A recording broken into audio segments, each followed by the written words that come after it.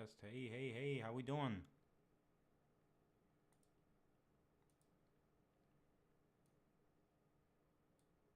How we doing, everyone? We doing fine?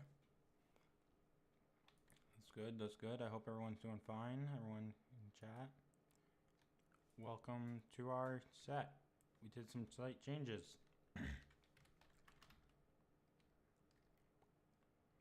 We are going to get back to set building.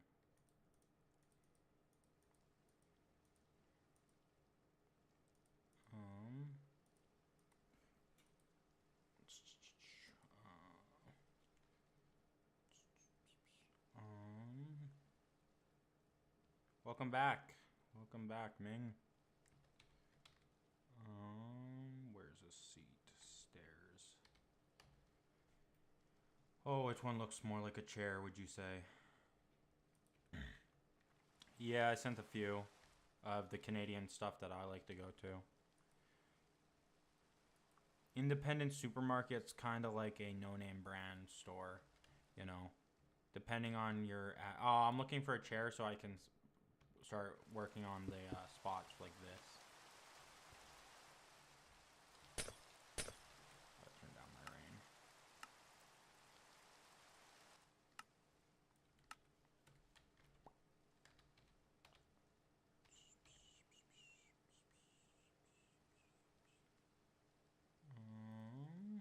That doesn't look like a chair. Ew.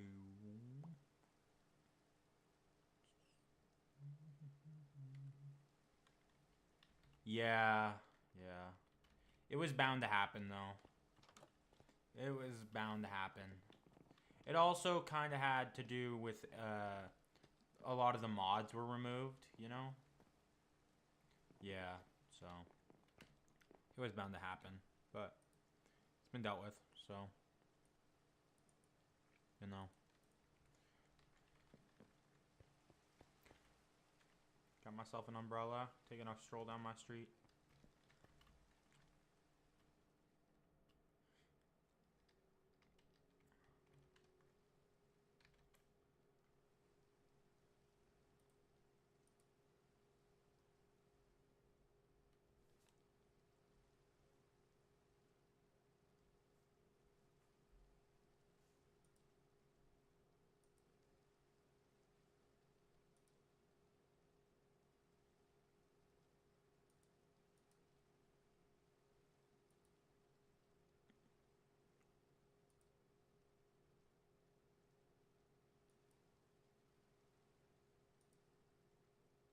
That moment you hear that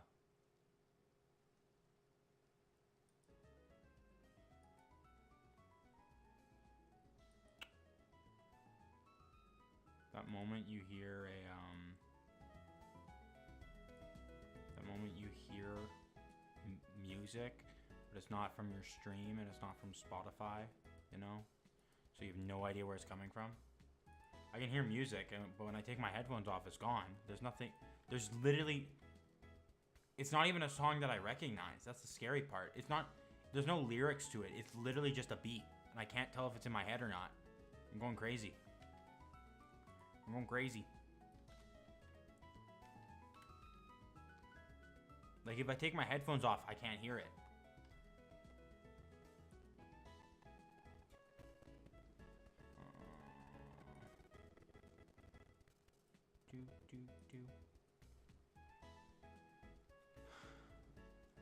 I have no idea what I'm doing.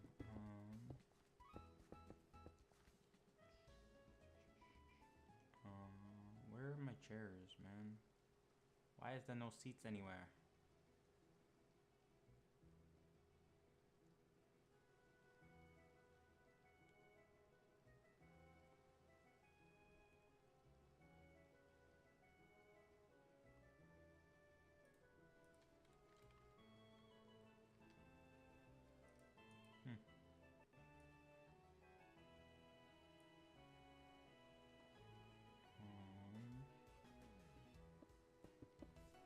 I'm gonna be honest, this new texture pack has got me excited for Season 2.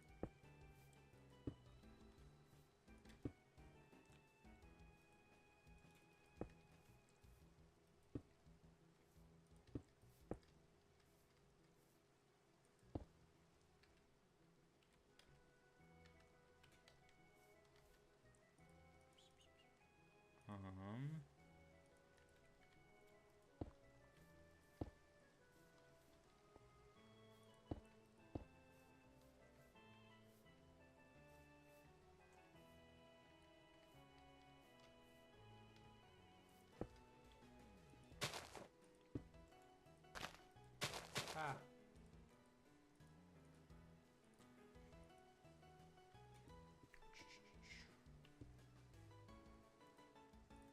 I don't even know what half of these blocks are anymore.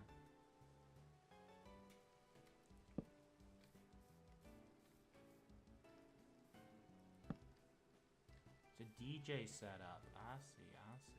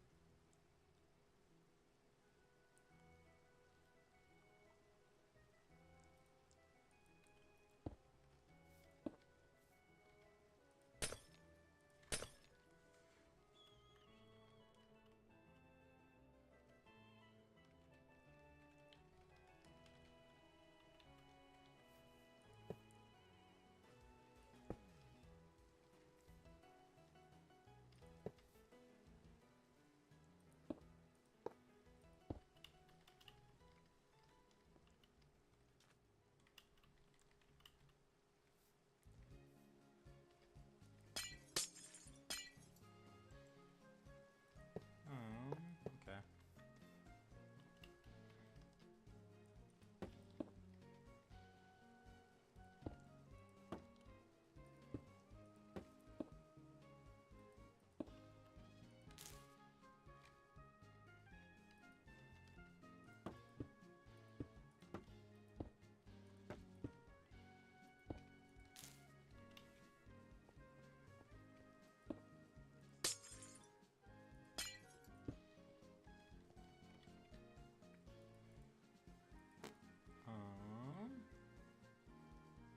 There are like no chairs, man.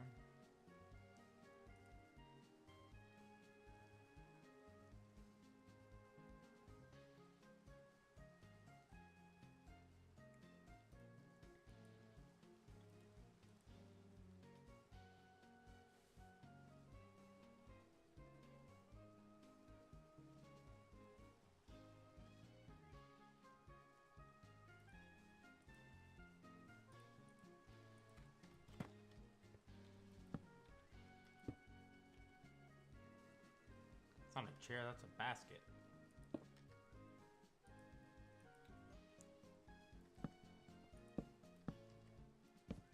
I guess that one kind of looks like a chair. I'll use that.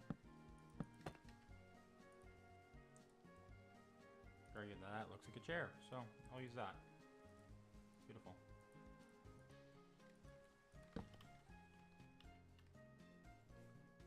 Time to get to work.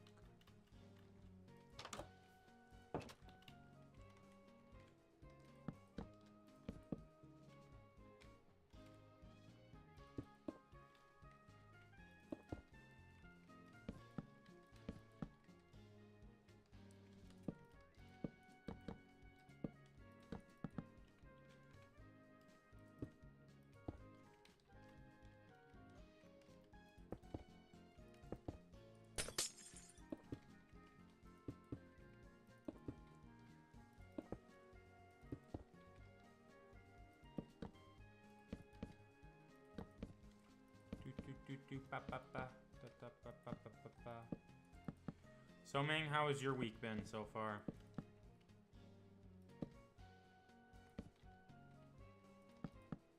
That's good, that's good, that's good. Are you going to be coming to D&D, or you can't make it up to this time?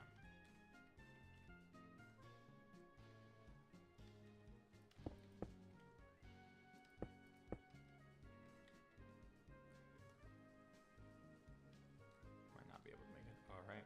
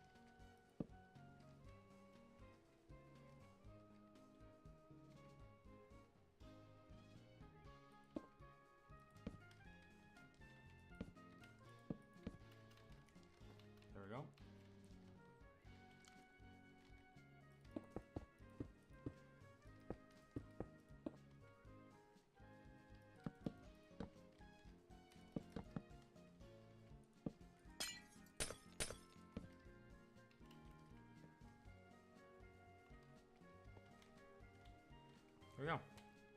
So far, so good.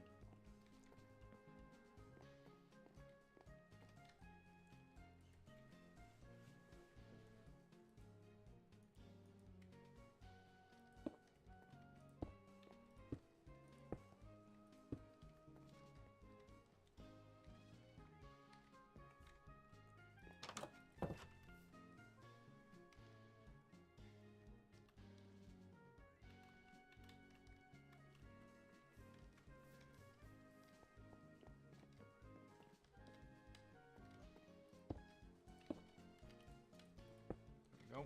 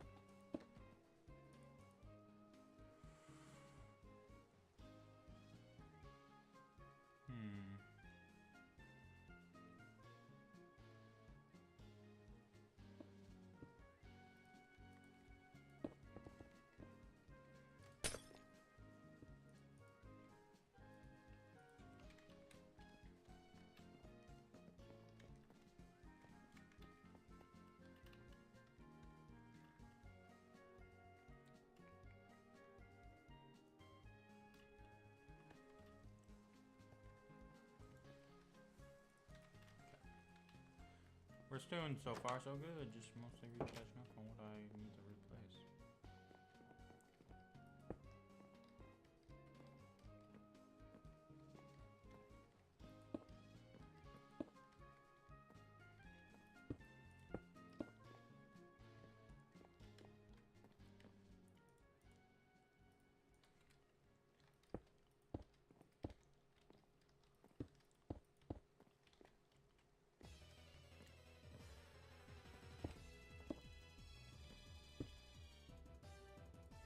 What is the counter, do you believe? What looks like a counter? A lot of this looks like it could be counters.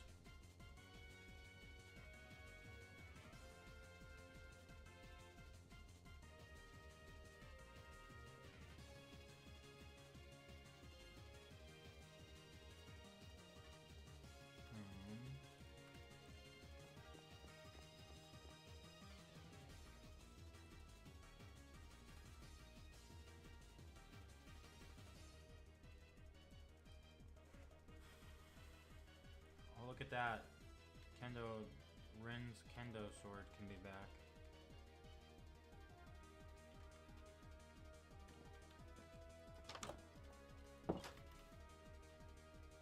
Yeah, she'll be a different character, but they can have those swords still. This one's longer than the other one. Come here. Where are you? Oh, you're right here. Come here, look how big this is.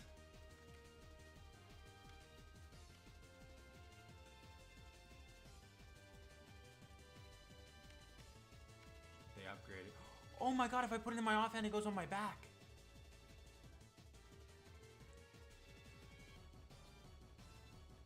That's actually cool. Wait, hold up. Do all of them do that?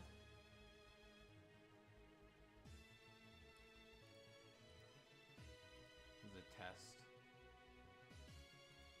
We do cosplay series. Do a bit of a cosplay episode with all this stuff. Convention episode? Yeah. This goes in my offhand. Good to know. That one goes on my back.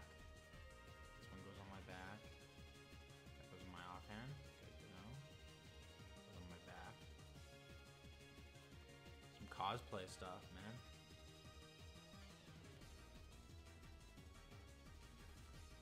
That's sick. Definitely doing some cosplay episodes. Season 2 is gonna have some convention. I already have a plot point for how it could. I already have a plot point in mind for how we could do a convention episode. Especially since I know certain characters won't attend it, and if they do, they're there to make fun of people.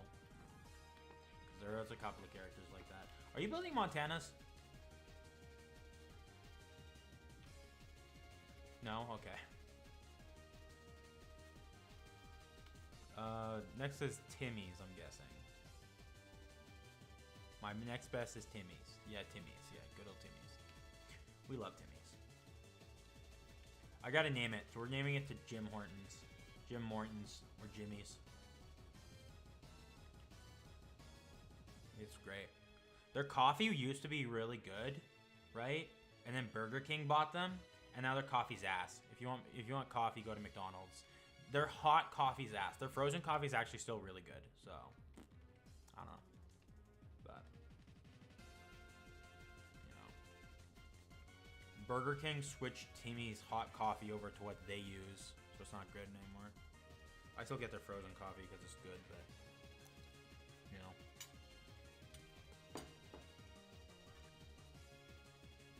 I love the umbrella so much. I cannot wait for shaders to catch up.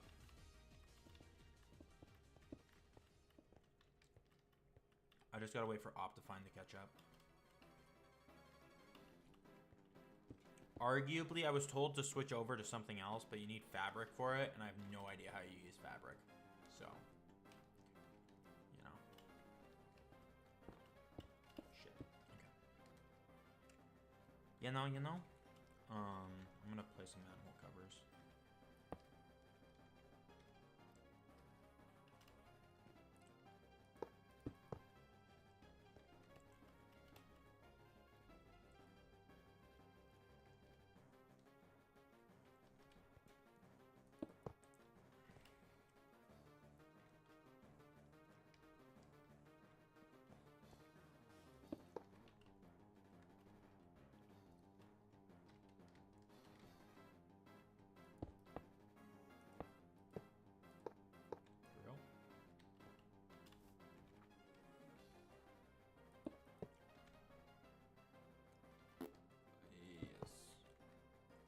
I understand that feeling.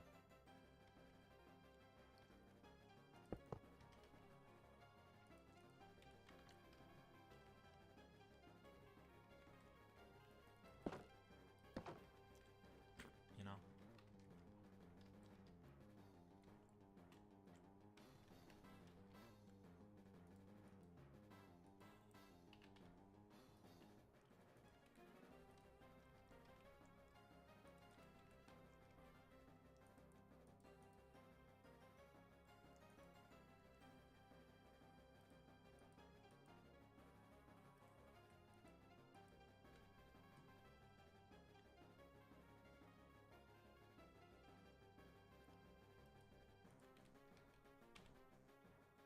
I haven't visited this old lady who owns a donut store near my house in a while.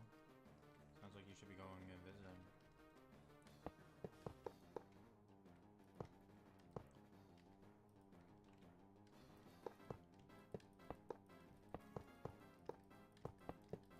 I can't wait to see how this map looks without the texture pack.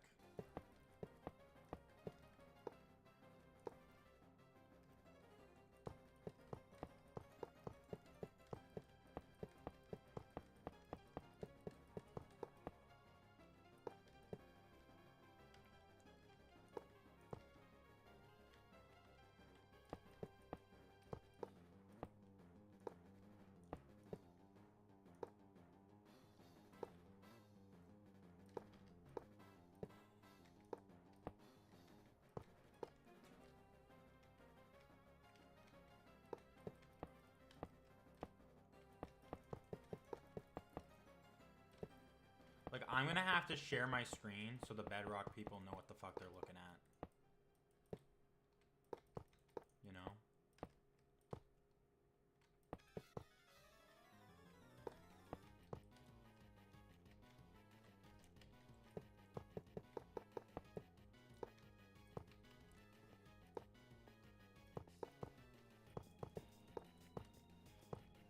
Good old Timmy's.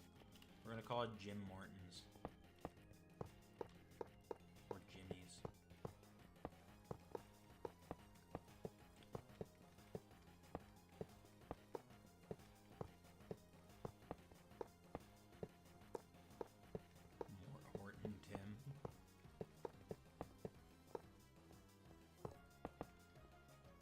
So I thought of a really, I'm gonna screen to be right back so I can do something, so I can tell you something.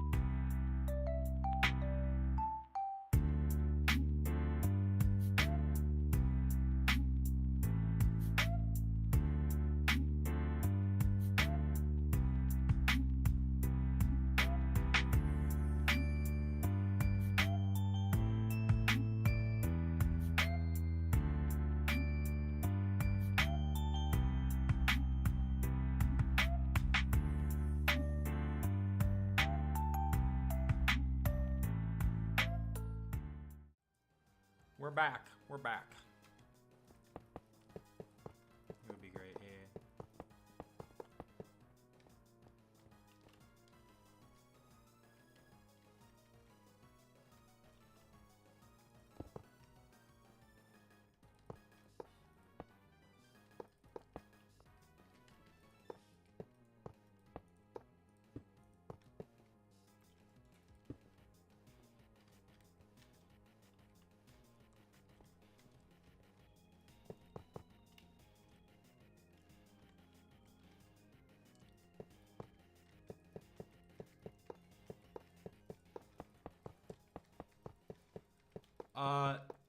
You should, I mean, I'll do it too, but you know what we should do? Probably elevate some of the, stores, so they're not all on the same level.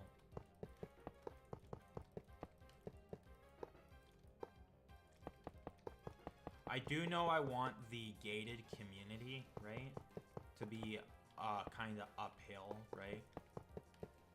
No, it's up on a hill. The Richies, yeah. Where some of my favorite characters are going to be located.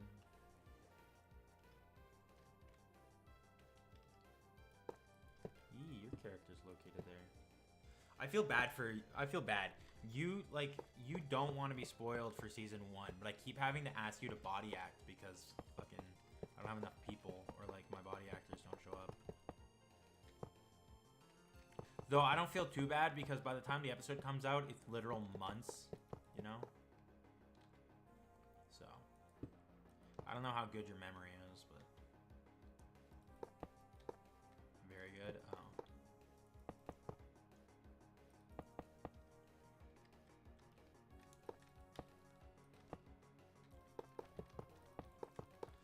Bro, I kid you not, when I was editing 41, I literally missed so many key, like, things that I needed to do, right? And it made me so upset, right? Because they were a little bit of important character beats, and I just missed them. And it bothered me more than it probably should. They weren't, like, too important character beats, but it was, like, it probably would have added to it. But I also could tell, right, which annoys me the most, is I was trying really hard to rush the body acting session because I could tell my actors were tired, and also some of my actors really wanted to get to D&D.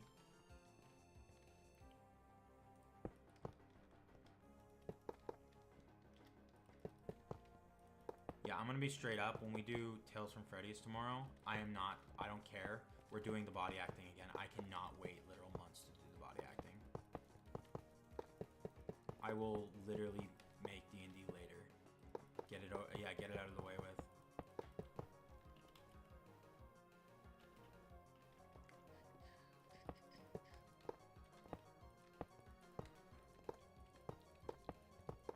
This doesn't...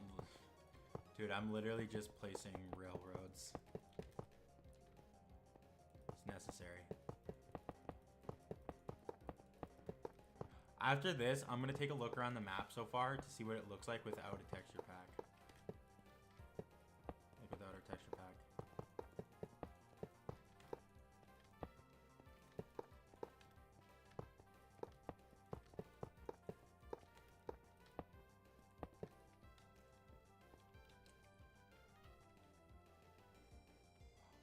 Oh no! Wait. Wait. That was fine, yes. That was fine yesterday. No!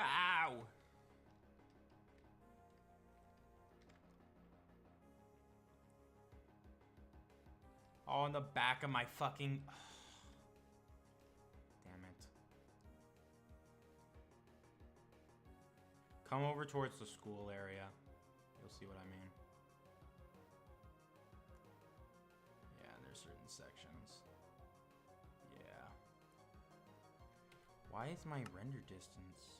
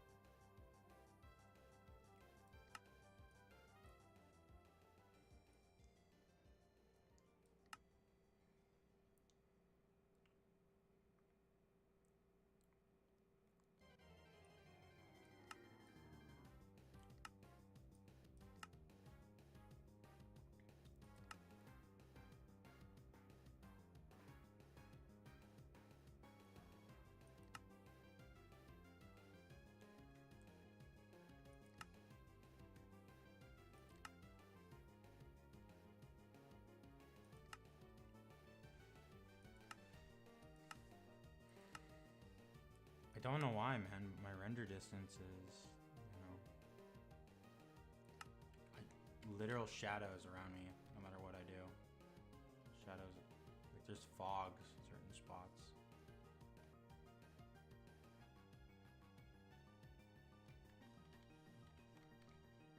Damn it.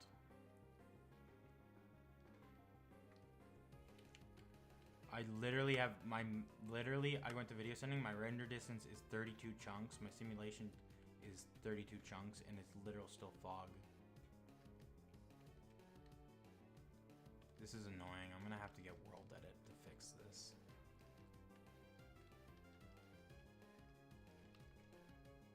Chunk error.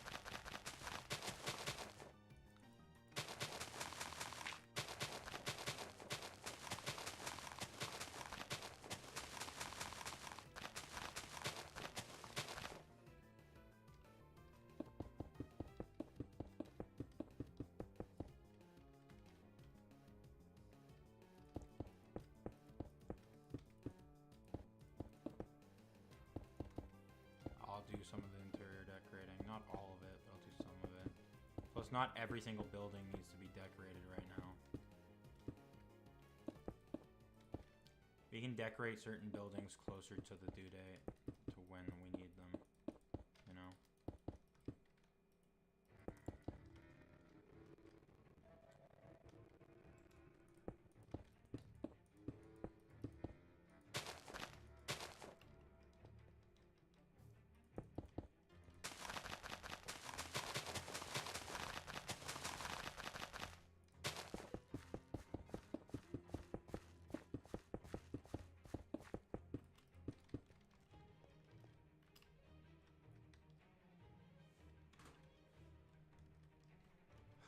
is annoying.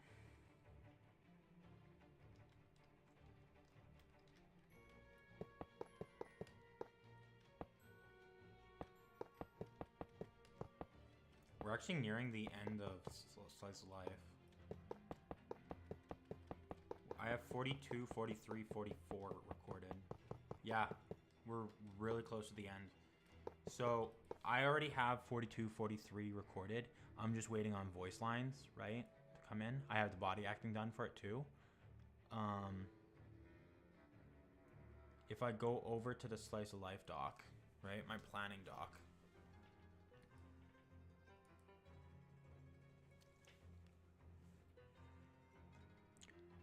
Oh my god, Asher Awards is coming up. Yup. The theme is old Hollywood glamour. Hopefully I'll be home to record, to stream it. Hopefully I'm not working if I have a job by then.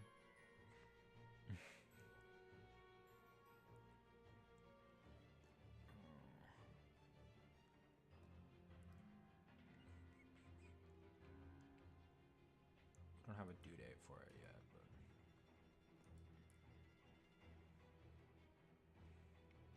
I'm actually going to I'm actually going to submit season 2 of Tales from Freddy's and Slice of Life for Asher Awards 4, because I'm really happy with them so far, you know.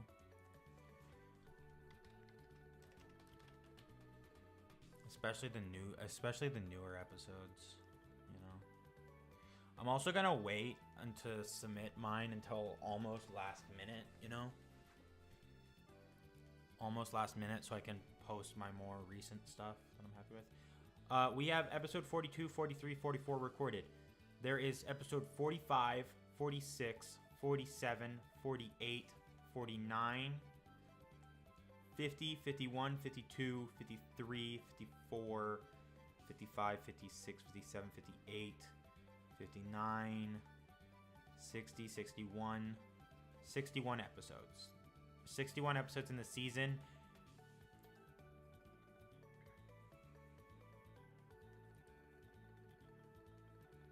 Yeah, 61 episodes. Yeah, there's 61 episodes in the first season, and we have recorded 44 so far.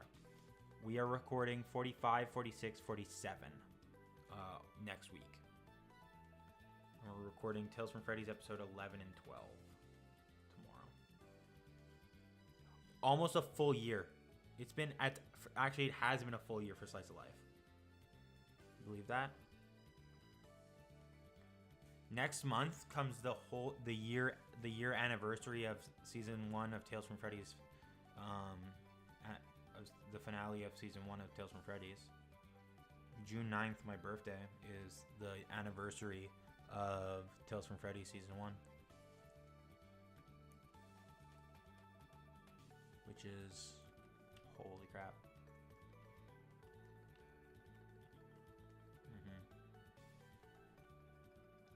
You're feeling old. Imagine how I feel.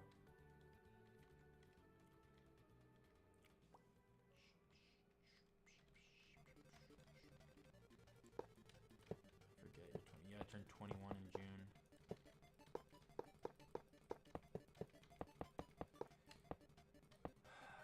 Yep.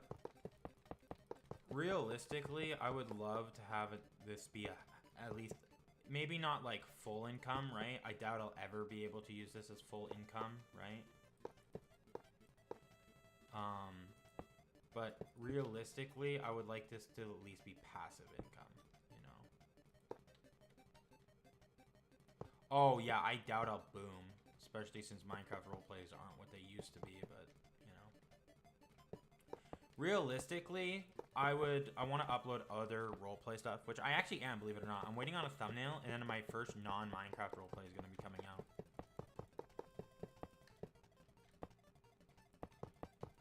Which will be fun. It's not great, I'll be honest, because it was a live roleplay, and it was our trial one, so it wasn't the best, you know? So, the next one will be better, you know? Especially since now I know live roleplays could be a little bit fun. It was fun to stream, that's for sure. But, you know.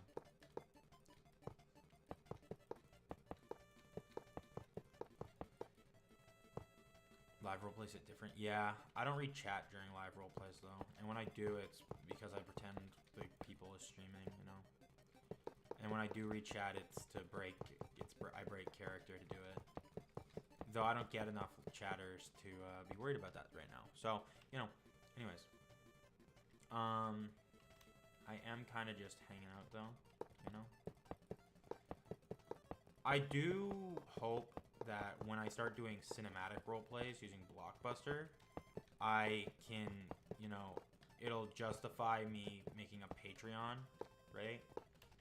It'll justify advertising my Patreon because I will be posting sneak peeks and updates of the cinematic roleplays on there. I think the first cinematic roleplay I'm going to start with, right, to work is So I'm Retired.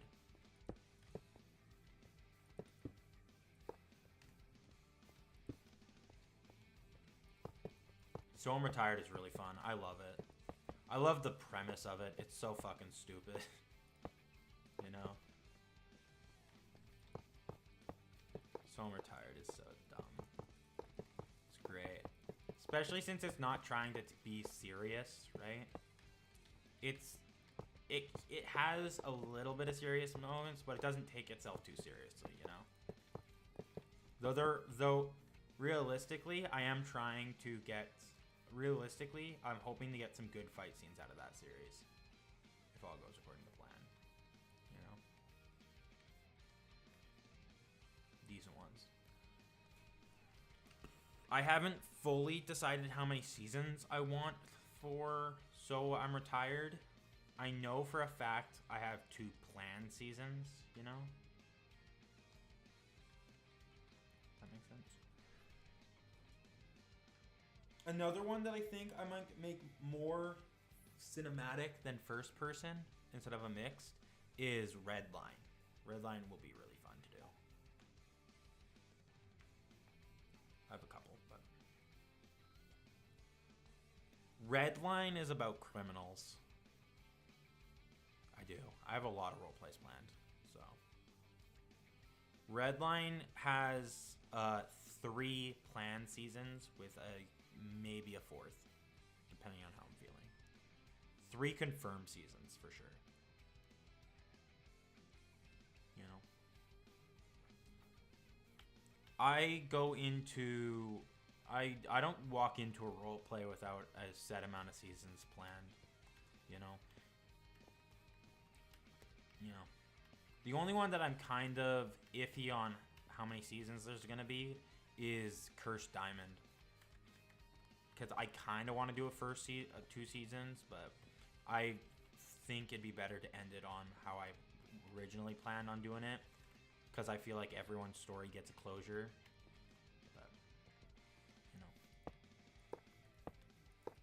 Everyone's story kind of ends in a perfect good way. Except one character. But Cursed Diamond also gets pretty fucking dark for what it's based on. I would imagine Cursed Diamond takes more inspiration from the manga it's based on than the anime. You know? Because Cursed Diamond gets dark, man. Like, yeah. There's some it's Pokemon, but it gets dark. Like, not fast, right? But like later episodes get dark, you know.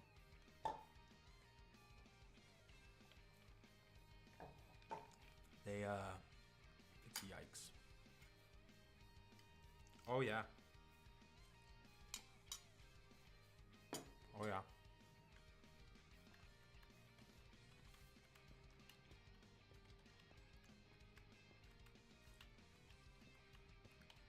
Yeah. I do think the next one I'm going to do, which is not going to be fun to set build, which we do got to start set building for, is probably, I'm going to be honest, we should probably start set building for set 3, season 3 of, actually we've got a little bit of time. I know right off the bat, see, this is where it's kind of iffy. I know I want to do 2 role plays at any given time, right? But part of me wants to do Tales from Freddy Season 3 as soon as possible, you know? Ride out the FNAF high, especially since the second movie is starting filming in July. So I want to keep that going while the FNAF hype's going along, you know? But I know I want to start Slice of Life Season 2 right after season, like, relatively soon after Season 1 ends to keep that kind of hype going.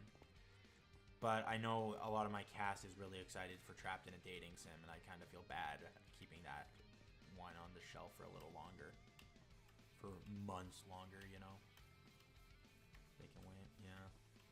Well, Trapped in a Dating Sim... give me a second, my dad's calling me.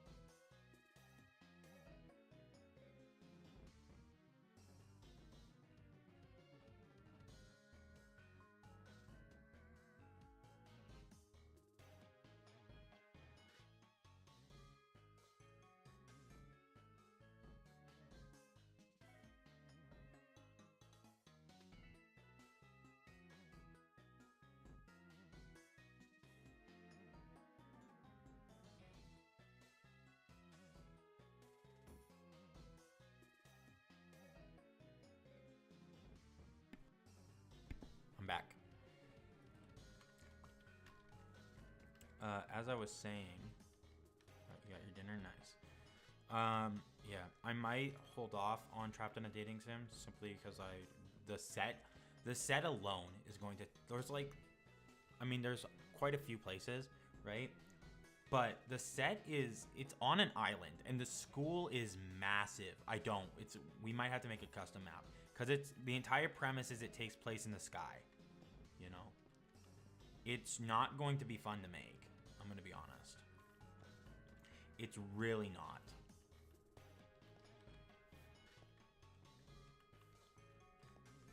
So it's gonna take a while. So that I'm probably gonna have that map being built in the background.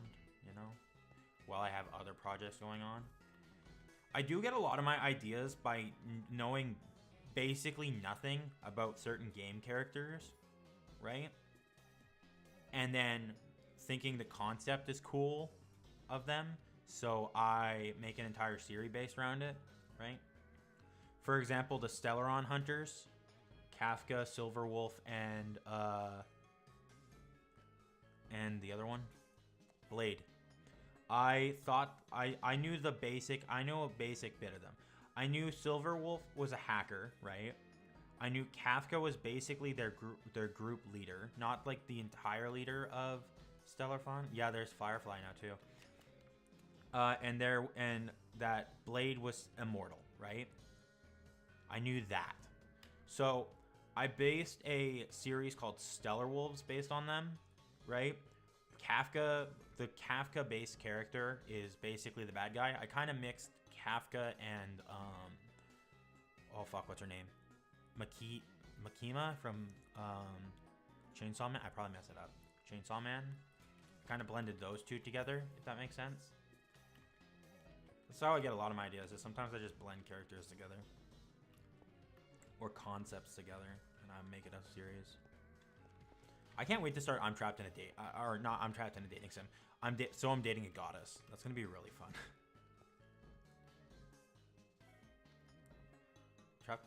I'm dating a goddess is going to be so stupid. I love it so much.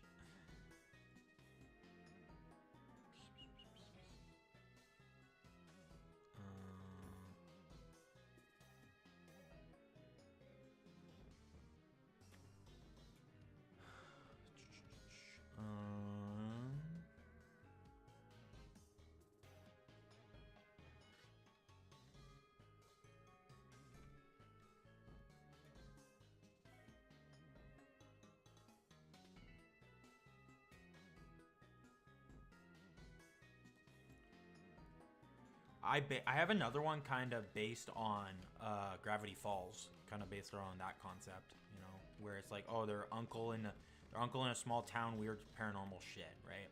It's called Pi, Paranormal Investigation Extraordinaire. It's basically it's about a brother and a sister, right? The brother, the main character, is bullied, right? And his sister is in the bullies group, right? She's one of his bullies, right? And they're forced to visit their uncle, right? Who runs a weird shop and museum in a seemingly small town in the forest. And their uncle is trying to get them to get along, right? Yeah, well, he doesn't like her. His sister's older than him, though, so it's not like he can do much. But the uncle tries to get them to get along, right? And there is paranormal stuff going on in the town, in the forest, right? It also, it gets dark. Like, it's not a lighthearted series like Gravity Falls. Like, the monsters straight up kill people. Episode 1 is a Wendigo. I planned, maybe, you know. Like, straight up, that guy's eating people. Drawing them out. Like, it's not good. Also, Tales from Freddy Season 3 has a little bit of dark image. Like, honestly, I can't wait to do Tales from Freddy Season 3. It's going to be so much fun. I'm trying not to spoil a lot. You know?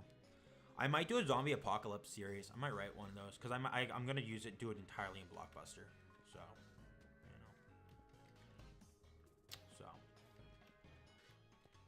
you know.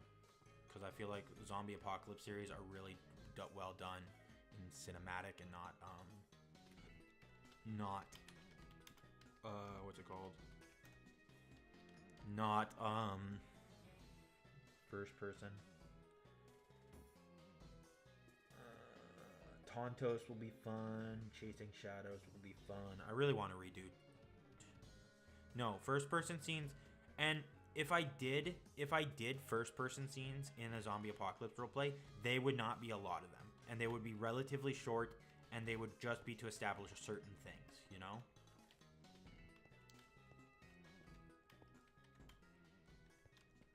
But Tontos is going to be really interesting to do. Pantheons will be fun to do. Chasing Shadows, I really want to redo Chasing Shadows. Like, Chasing Shadows was one of the first series I ever tried to do. It wasn't a Minecraft series. It was done in Animal Jam. It's basically about cops who try and fucking solve mysteries, but every time they have a mystery, it's usually done by some supernatural entity. And every supernatural entity works for one person. I might do a short series right now, right? It'll be purely voice acting on my people's part. It'll be my first little blockbuster one, and it'll actually have the community involved. I might do Among Us, a short Among Us series. You know? Done fully cinematically.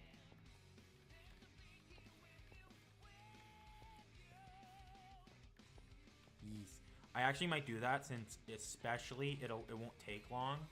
It shouldn't take too long if I do it in Blockbuster. I don't have to get actors or anything. I can just do it, you know? So I might write that short little series, especially since it's not too long. It's only a couple of episodes, and it's actually a puzzle, right? Like, there are going to be hints towards who the thing is. You're gonna guess, right? The actors aren't gonna know, right? So they get to play the game too. Only me and my writing team will know, right? So basically just you and me. And it's a game. So it's a role play game, right? Where it's like, it's a role play game. Basically, we have to try and solve it's up to the, like, people watching to solve the murder. Every time at the end of every episode, they'll get to vote. And they have to figure it out. And then I'll base the episode right around the final vote. Right? So, I think that'll be fun.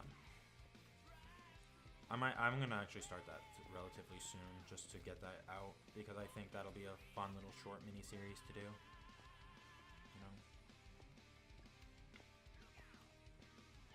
It'll also help me learn Blockbuster.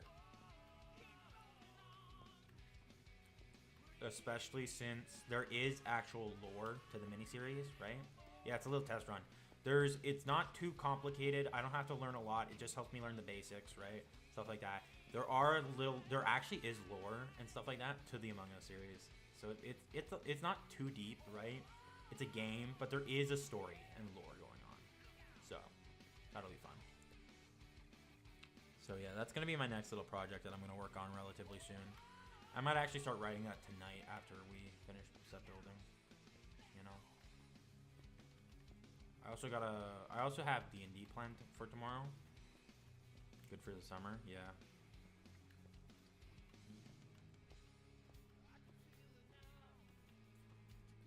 I already have the skins for it, actually.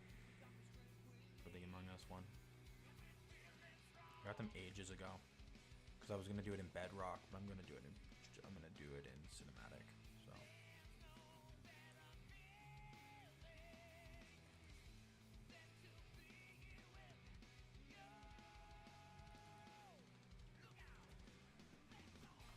I gotta get a couple more skins, because right now I only have 1, 2, 3, 4, 5, 6, 7, 8, 9, 10.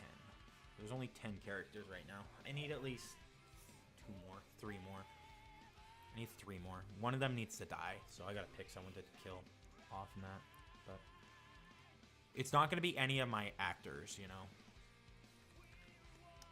Anyone who is a voice actor does not die. It's an unnamed character. They have a name. The character has a name. But it's like, you never know what they sounded. You never know what they sounded like because they're dead. You know, they die before anyone voices them. They actually do have a relative. I might give it to someone. I might voice them. I'm probably going to voice them. Give them a weird little accent. Because they do have a couple of lines in flashbacks, you know, when everyone's explaining what the fuck they're doing or what they were doing in the day, you know, stuff like that.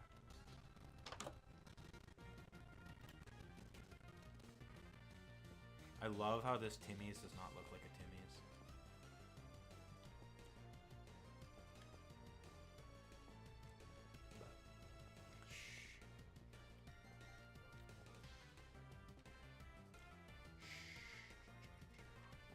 Yeah, well, inside of him. Yeah.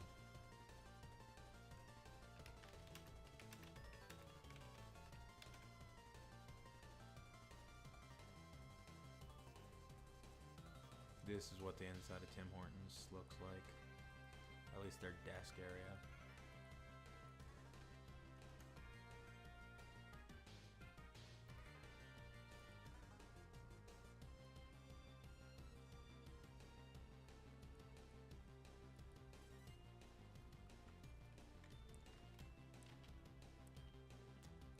I see.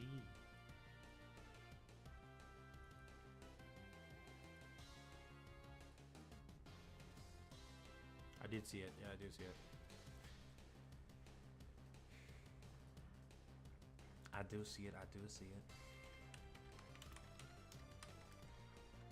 Is there a plugin to add world edit to the server?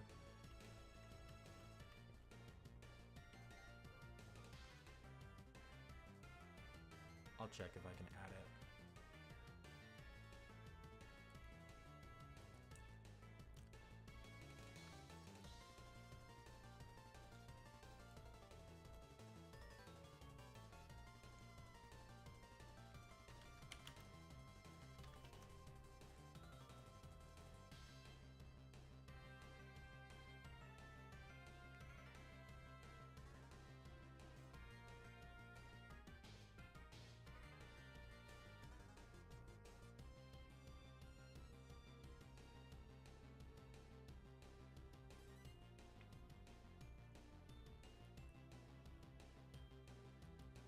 Would you think I would want world edit or world edit for bucket?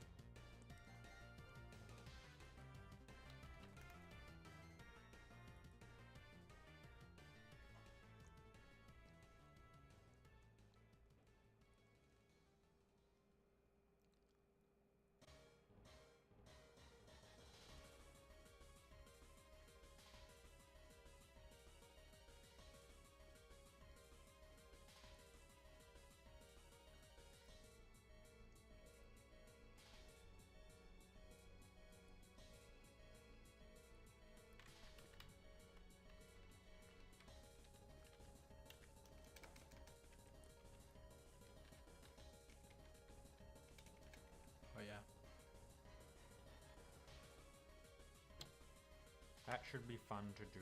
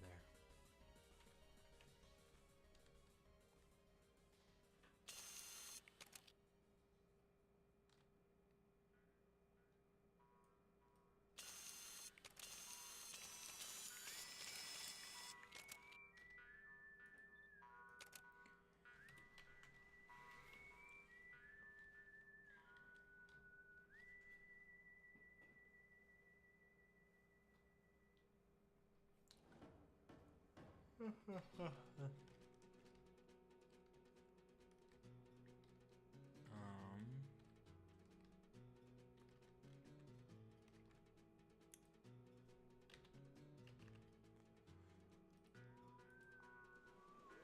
know, mostly you did a lot of fixes, kind of working on it. But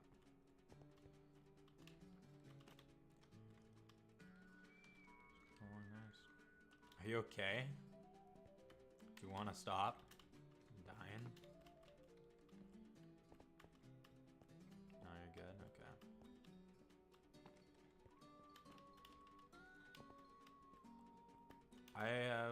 I'm glad I have a little things planned out. I have a couple of things planned out for D&D tomorrow. It's gonna be fun. I'm excited. You know. My party is nearing the end of Act 1, Session 26, and we're near the end of Act 1. Technically, we're doing Session 27 tomorrow. It'll be fun. It'll be fun. I don't know if they'll finish Act 1 tomorrow. Depends. They spent hours shopping, so.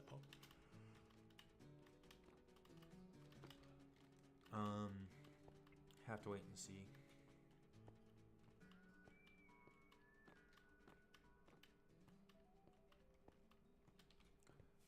Unrelated, episode 20 comes out tomorrow.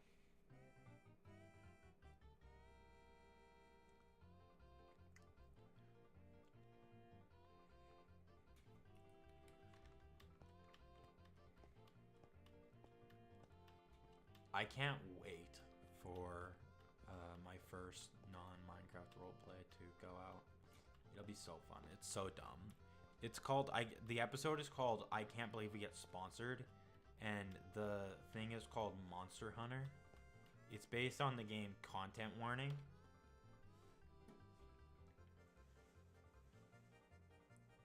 So, that game, yeah. It's really fun. I'll send it to you, the first episode.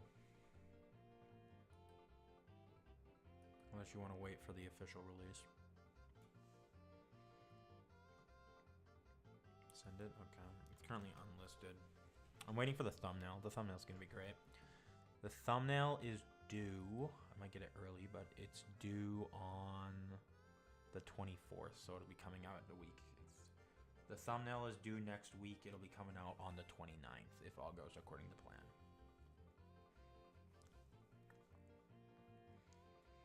You know, but that's fair. Yeah, I'll watch it in a little bit. But, you know.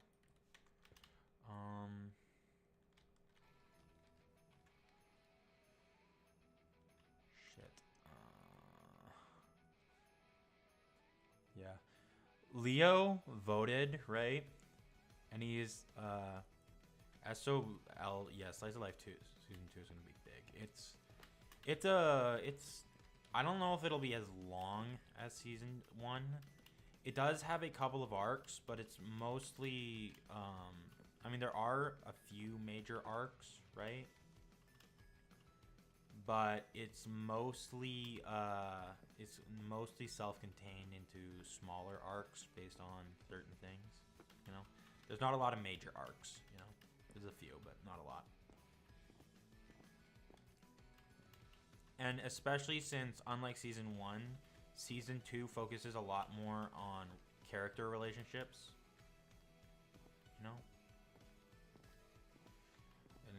I don't want to spoil what the main theme of season 2 is on stream, since we're not near the end of season 1. But it is really bright.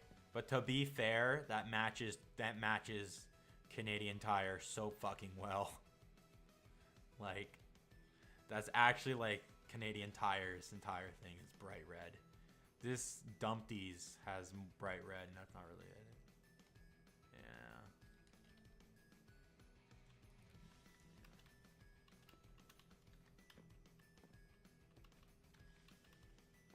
My poor, yeah.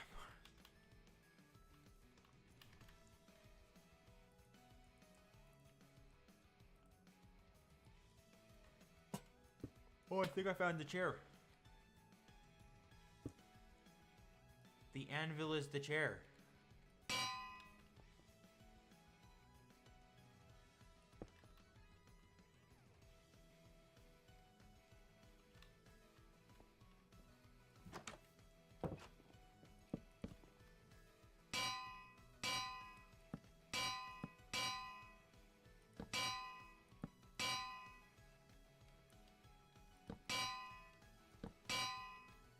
Ding, bang, bang, bang, bang, bang, bang, bang, bang,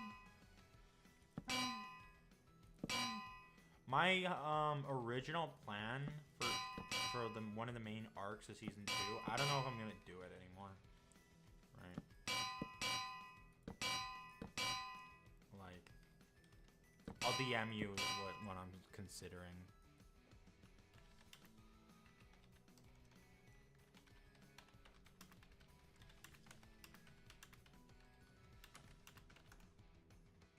I'm not sure if I'm gonna do that anymore.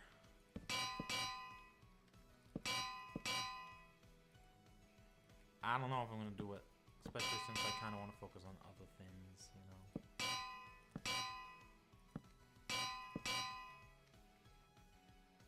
Yeah.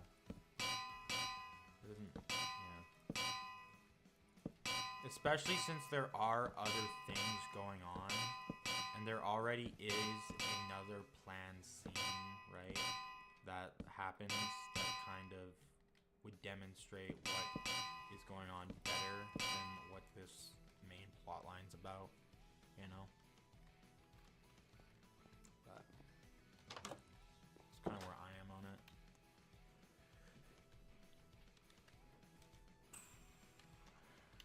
Because straight up, Levi kills more people. Just right now, I'm not sure how much. I cannot wait to introduce Heather and her crew.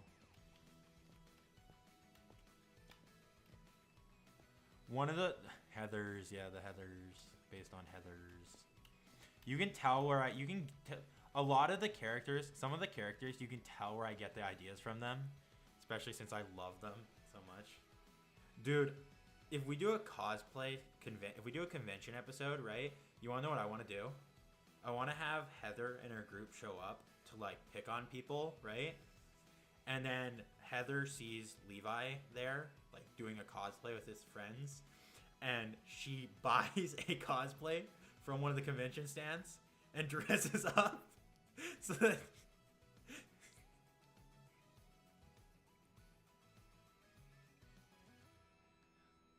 like, I want to do that, right? Because I want Harlow. I want there to be a scene where, like, Harlow wants to dress up, right? Like, you can tell when, like, watching that scene, that, like, if I do that scene, that Harlow would want to dress up, right? But she doesn't want to be made fun of by the others, right? Because they see that as nerdy and geeky, right? And while Harlow is one of the popular kids, she is a bit of a nerd. Like, she is a geek, right? She does enjoy, like, that stuff, right? But she pretends not to so she can blend in with her crew, right? Her group. So they're there to make fun of people, right? And then Heather spots Levi and his group, and she decides that, hey, they're going to dress up and do it. Because Heather needs an excuse to get close, to figure out what the fuck is going on in Levi's brain. No, it's not to outdo them. It's that she's trying to figure out what the fuck's going on in his head. So when he's doing something, she tries to include herself in it. Like, her excuse. Yeah, she would definitely play. She would definitely use the excuse that she needs to outdo them. At least to B-man in them. That would be her excuse to B-man. Levi sees through shit right away. Levi's really good at seeing through Heather's bullshit. Which is kind of a thing they have going on, where Heather can see through his bullshit and that he can see through her bullshit. And it annoys both of them really badly. It's kind of one of the reasons they get along, right? Later episodes, is because they can see through the other's bullshit, and so they can tell when the other one's being real or not, right? which is why their relationship in later episodes works, right? Because they're able to tell what's going on with the other. But early episodes, it literally annoys the other. They annoy each other so much with that Levi, that they can see through each other's bullshit. It bothers the fuck out of them because they're so used to, like, Levi is bothered by it because Heather can tell when he's putting on an act to get people to leave him alone, right? Especially since Levi's not very real a lot of the time in season 2. He fakes a lot of his stuff. He fakes, even with B-Man in them, he fakes it a lot because he doesn't want to seem like something's wrong, right? Heather is able to see through that bullshit right away, and it bothers him. And Levi's able to see through her bullshit right away, right? And that pisses her off. It annoys her. He's the first person to see through her bullshit, right? Especially when she offers a fake, like, invitation to their thing, to a party, just so she can humiliate, like, B-Man and them, right? In an early episode, she invites B-Man and Levi kind of stand up to her in front of people, which causes them to be like, we need to fucking put these kids in their place. The new kids think they're hot shit, right? And so, what is it? So there's a situation where they invite them to a party that's going to be happening under the guise of, oh, we are sorry. As a sorry, here's a invitation to our party, right? Into a party, right? The elite party thing for the popular kids. They even invite the kid that they were picking on, right, to sell the bit. And the plan is to, like, humiliate all of them in front of everyone, right? And Levi's able to see through that right away, right? Like, he's able to see through the bullshit right away.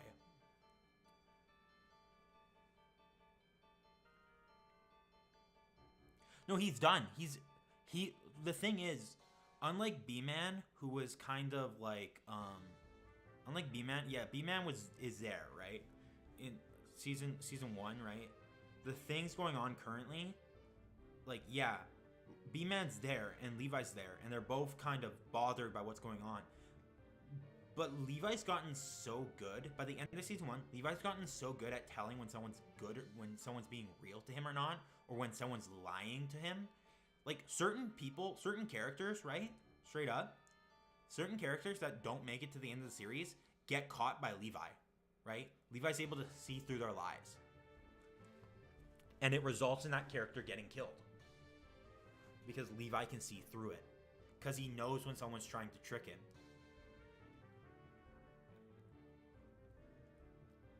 He gets so good at it that by the end of the series, the main antagonists, right, straight up tell him that if he didn't betray them, right, he would have made a really good member. He got that good at seeing through it and being able to lie. He got that good at lying. Like, and by the end of the series, Levi's able to lie to people's faces, right? Usually when Levi's, like, lying to someone, right, or when he's not telling the full truth, he's nervous. You can tell that he's nervous, right? Or he hesitates. By the end of the series, Levi's able to lie to people like there's nothing, like it's normal. Like, what he's saying is the full truth. He gets so good at it. He's able to do it without doing it. Right? Yeah, like it's normal.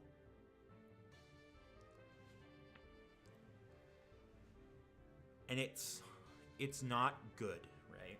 But which is why when Heather's able to see through him, right, and tell when he's lying, it bothers her. Because they're both good actors, if that makes sense. They're both really good at being fake.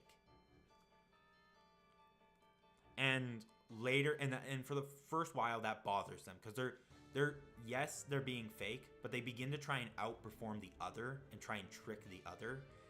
Though in season 2, eventually it becomes one of those things where they feel like the only real person they can be real around is each other, because the other one knows that when the other's being fake, so they're kind of forced to be real. right? But I'm gonna be honest, I love, which makes sense for them to be well together. Yeah, they're able to see through it, and it's great. I love them. I love Levi and Heather so much. They're great. They're actually better, believe it or not, even though they start off on really bad terms, they make a better relationship than Levi and Sage and Levi and Emma.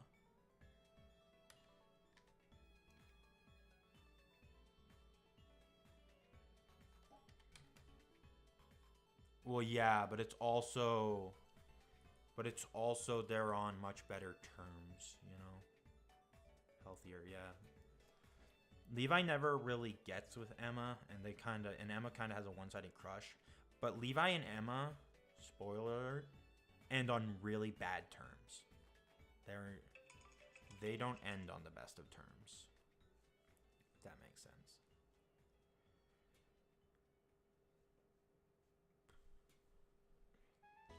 Also, Emma straight up like smacks Levi a lot, right? Yeah, Emma really wants things to go her way. To the point where if Levi doesn't really act the way she wants, she'll try and get him to do what she wants, if that makes sense. Or that's how it feels, you know? They're not great. They're not healthy, if that makes sense. Though, to be fair, Levi and Sage were kind of... They didn't start healthy. They were kind of... It was kind of, you know... They were unhealthy too, but they were starting to get better before she died. They were becoming better, you know. It started off on really bad. They started off as Sage was using him. Yeah, Sage was using him, but like it wasn't. They were getting better because Levi wasn't the one providing it anymore. You know, Sage was getting it elsewhere, but which still wasn't great. You know, still not healthy, but they started to like each other for each other instead of what they were using each other for. Yeah, they never fully got there because, you know, Sage died, but they were getting better. Levi and Emma are not a healthy relationship. They're not supposed to be. You know? Emma's character is she wants things to happen her way. Emma's not a rebound. She was never a rebound. Levi never rebounded to her.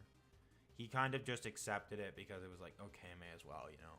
But he never even rebound. He doesn't even see her as a love interest, if that makes sense. He's oblivious like that. He doesn't see her as a love interest, at least not right now. She likes him, but he doesn't like her. At least not that way. Not right now. Which is another reason why they're not healthy, because Levi's not in the best mental state, and Emma wants to be with him, but she doesn't like the things he does. Oh yeah, well that's a way she's a rebound. I also don't really like the Emma Levi ship right now because yes, technically there was a couple weeks inbound, but Emma and there's a certain character which if you pay attention to it, you'll know who it is already. There's a certain character that pushed Emma to it as well, so it's not fully Emma's fault. It feels like Emma took advantage of Levi's mental state to get him to go to prom with her, you know? Which is why it's not exactly a healthy relationship. But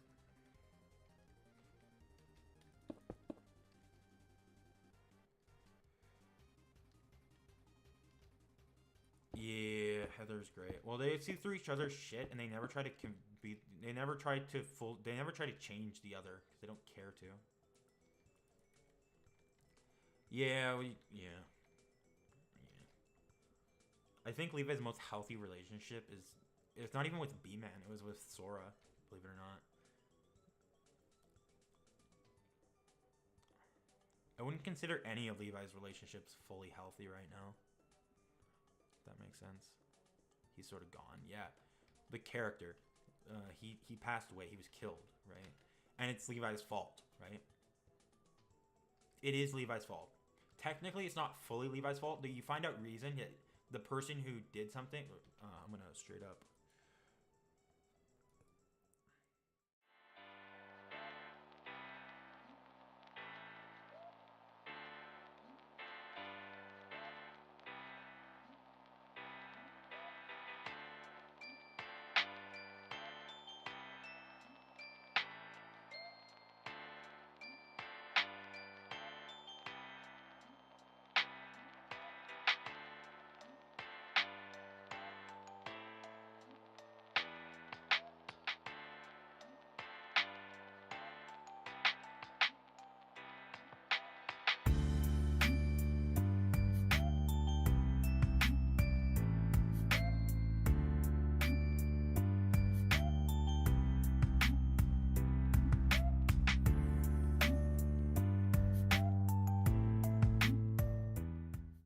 was killed is because Levi did something stupid. He killed Angelo. He indirectly killed Angelo. Angelo got himself killed. Angelo absolutely... Levi blamed himself for Angelo's death, too. Even though it was completely not Levi's fault. Angelo's death wasn't even Levi. Yeah, Levi set up the thing, but he was literally just setting... He was literally just put Angelo in a position to be arrested. Angelo's the one who pulled out the gun, you know? So, that's not even his fault. But not directly, anyways. He indirectly killed him, but... Yeah, he technically was suicide by cop, if you want to get technical. He tried to pull a gun on a cop, you know? I don't know if that's really suicide by cop because he wasn't trying to kill himself, but, you know. You could argue that it really was suicide by cop because there was no way out of it, you know? He had no escape route, and he knew it, and he wasn't getting arrested, so he pulled a gun. But, so it kind of was suicide by cop, but... Yeah, I don't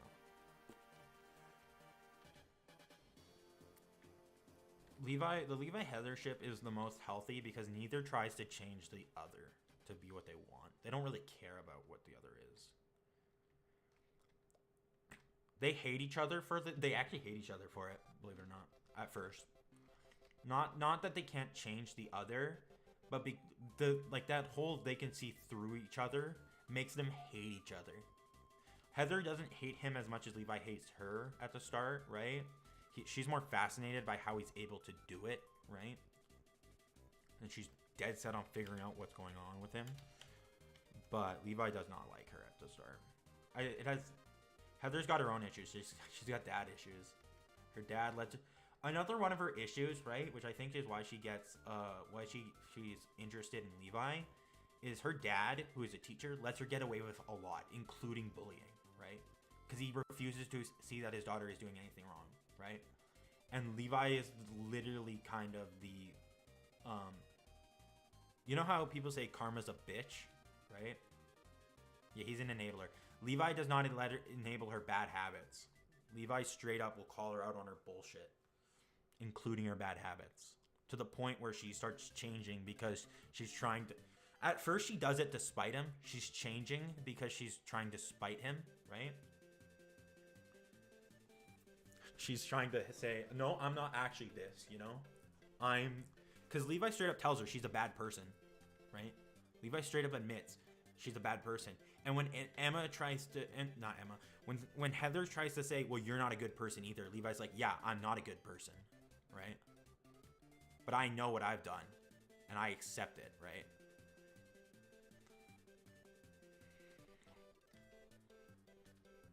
They are at each other's good. They're not at each other's throat as much as, believe it or not, they're not in each other's throat as much as Levi and Lucinda.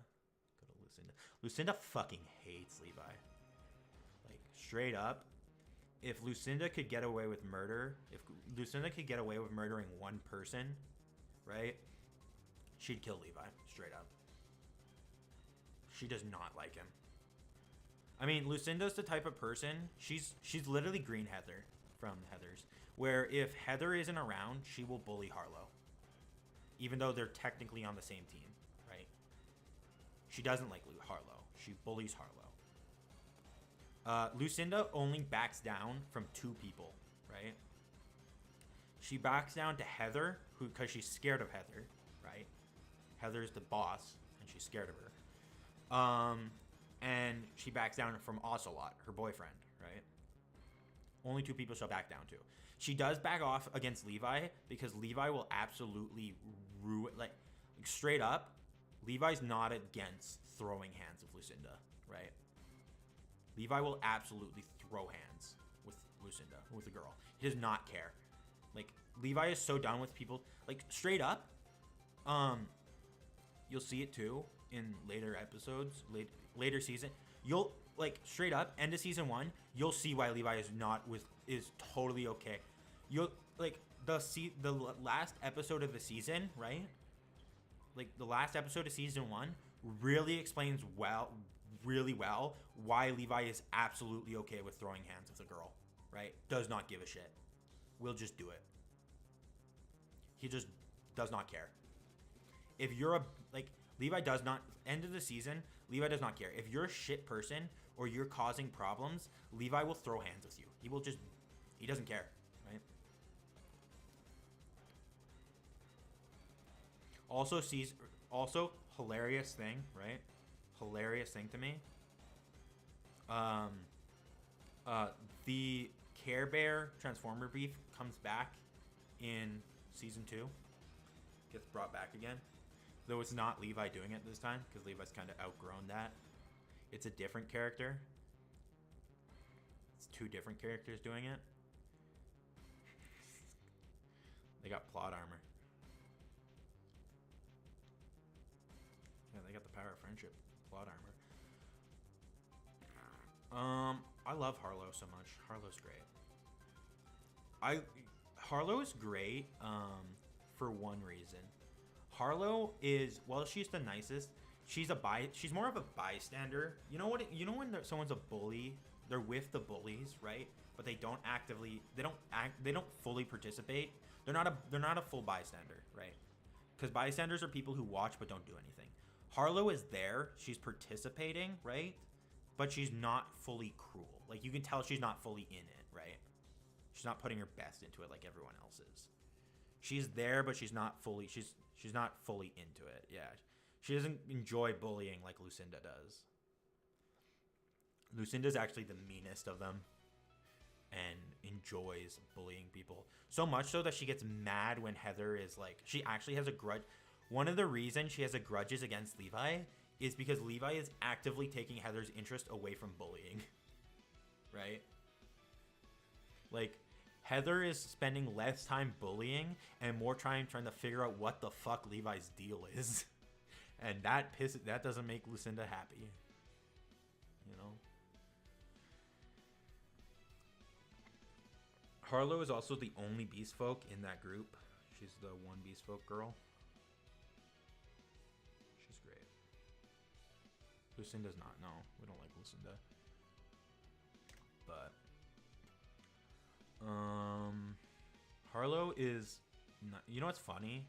Harlow is actually one of the only 3 from Heather's group Levi will actively let hang out with the group without like bitching about, right? Harlow is the only one from that group that Levi will actively let hang around without saying anything. Right? If Lucinda's nearby, he will actively cuss her out, right? Not like swear, but he'll tell her to screw off because he doesn't want her near him, right? Basically tells her to take her bullshit elsewhere. Heather, he's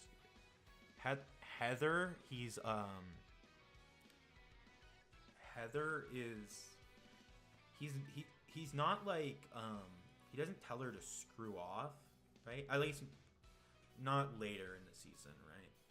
But early season, he's just basic. He just kind of, because Heather is one of the top dogs of the school, right?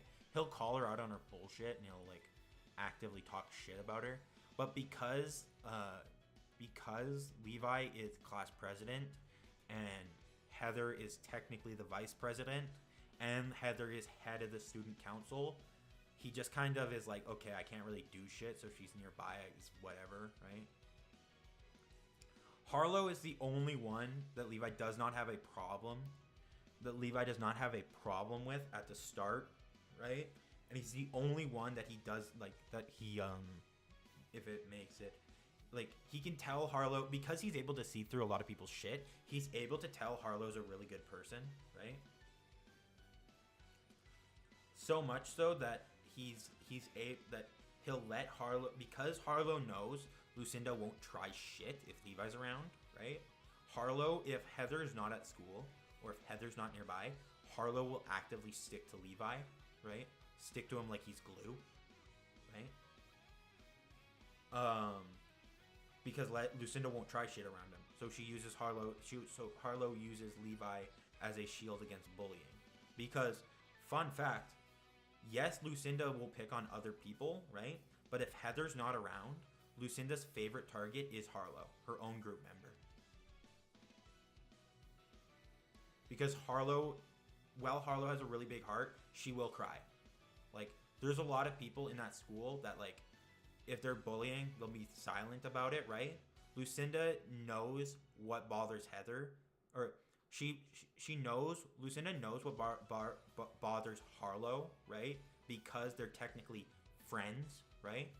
So if Heather's not around, she'll pick on Harlow because she knows she can get Harlow to cry. And she likes seeing people cry.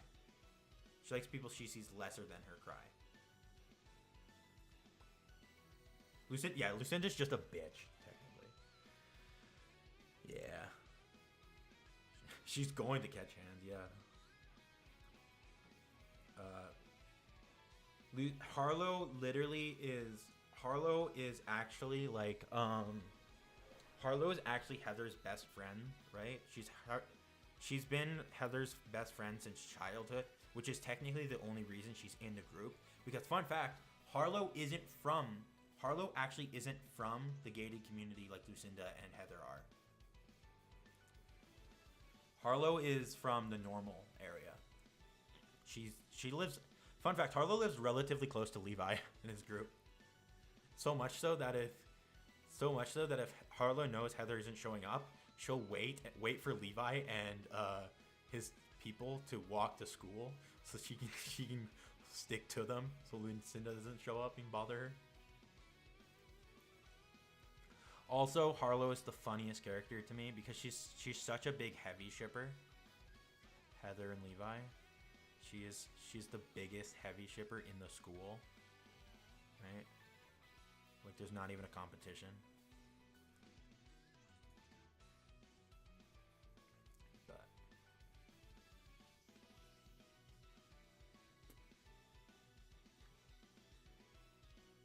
yeah.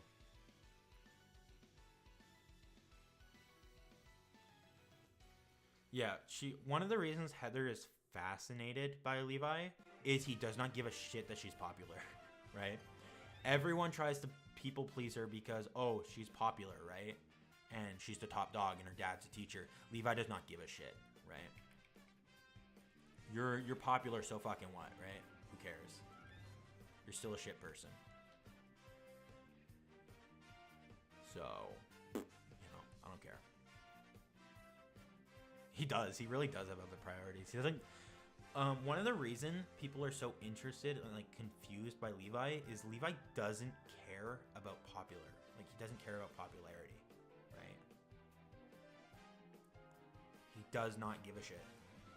He doesn't, like, season 1, Levi wanted to be friends with everyone, right? Season 1, Levi wanted to be friends with everyone. He wanted to be on good terms with most of the school, right?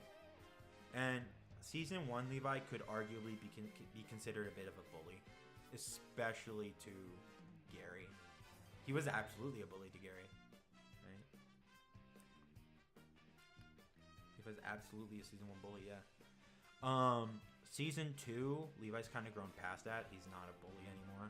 He doesn't give a shit about being popular. He doesn't give a shit about being friends with everyone. Oh, if you think he was mean to them in the early episodes, there's one of these episodes you're going to be absolutely shocked at what Levi does. And this is what I mean by Levi does not have the healthiest relationships. No. There's a later episode, right? I think it's episode 44. When you see what he does in episode to Gary in episode 44, right? You'll see what I mean by he doesn't have a healthy relationship. Because, I think it's Jake, right, that helps him. They do something to Gary, right, that's really bad, right? They make Gary do something he does not want to do, right? No, they're not. Well, I wouldn't say they're committing atrocities, but they force Gary to do something he does not want to do, right? Which is not good, really bad. And you'll see how they force him to do it, right? You'll understand how they force him to do it. It's a yikes. It's a yikes moment, I'll be honest. Dude, you're supposed to feel bad for Gary. That's the entire point. I feel bad. I actually feel bad for. I actually apologize to Gary's actor so much, because I feel I treat Gary so bad, right? I really do. I feel so bad. Right? I feel terrible doing it. I know it's all fun, right? That's why I give him some more fun roles in other series, less serious ones where we don't bully him and he's more actively involved, right? Because I feel bad for Gary. I feel bad for I don't feel bad for Gary. That's not true. I feel a little bad for Gary, right? Yeah. I feel bad for his actor. I feel like a shit person when I do it, right? I feel bad for doing the things I say in the series, right? But it's characterization. Dude, you're gonna understand episode 44 really well. I can't wait for Dr. Levin in season 2. Dr. Levin's great. Dr. Levin is a psychiatrist, right? That wants to help Levi and the boys, right? And he's actually in the trailer, right? He's actually the first person you hear, right? He's the one who does most of the narrating for season 2's trailer. Is him talking about it, right? He's great. I have written as one of my notes for his character, he's one of the very few brain cells. He's like, out of Levi and the group, he's their parental figure in the season, right? Technically, if you want to argue, they live alone, right? But on all documentation, Dr. Levin is marked as their parent, like their guardian, because they don't have any after what happens at the end of the season. You'll see why they're marked as they don't have parental figures, and why he's marked as their guardian on paper and shit. You know?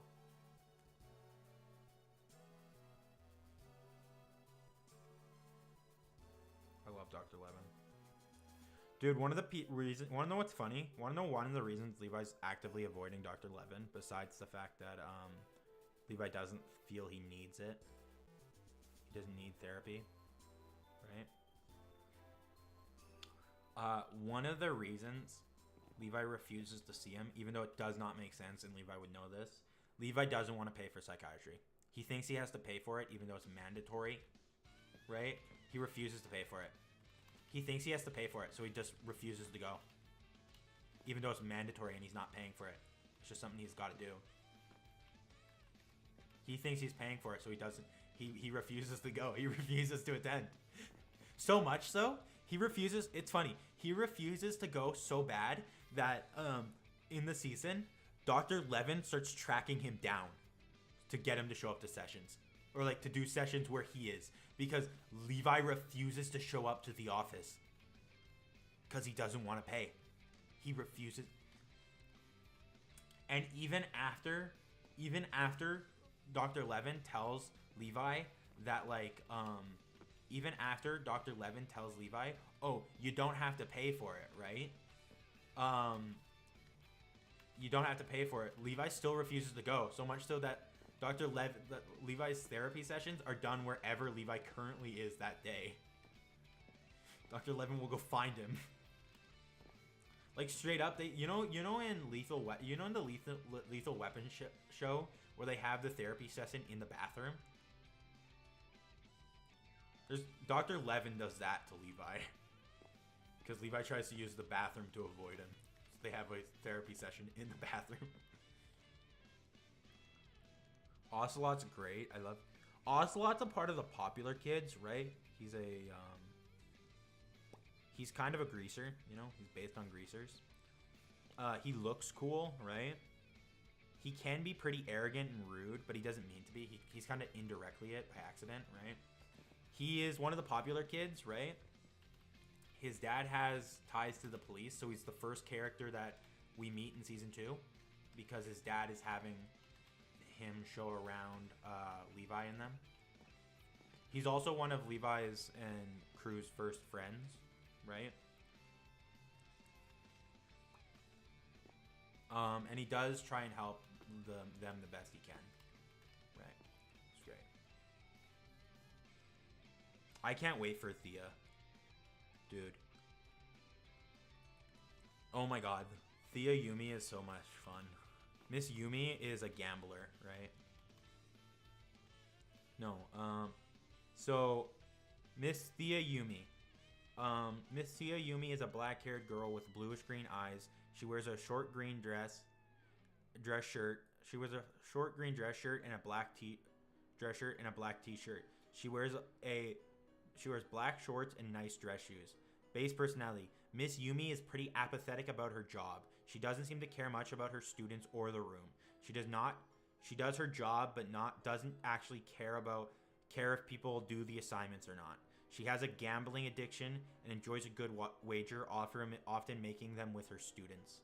She is Levi's homeroom teacher. Levi and Crew's homeroom teacher.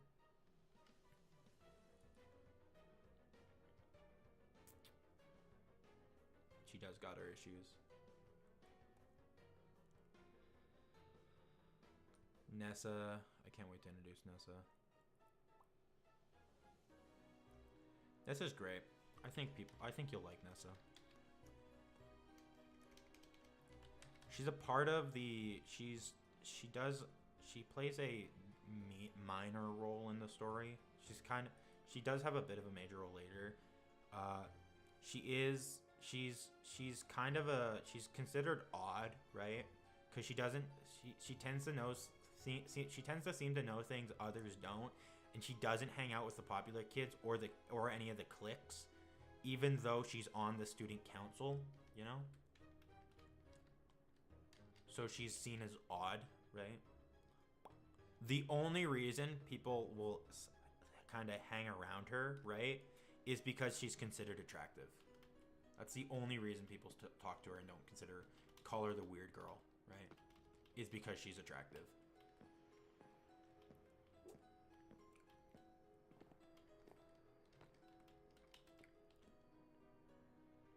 She is also good old John, Solaire, Ekon, Herbert.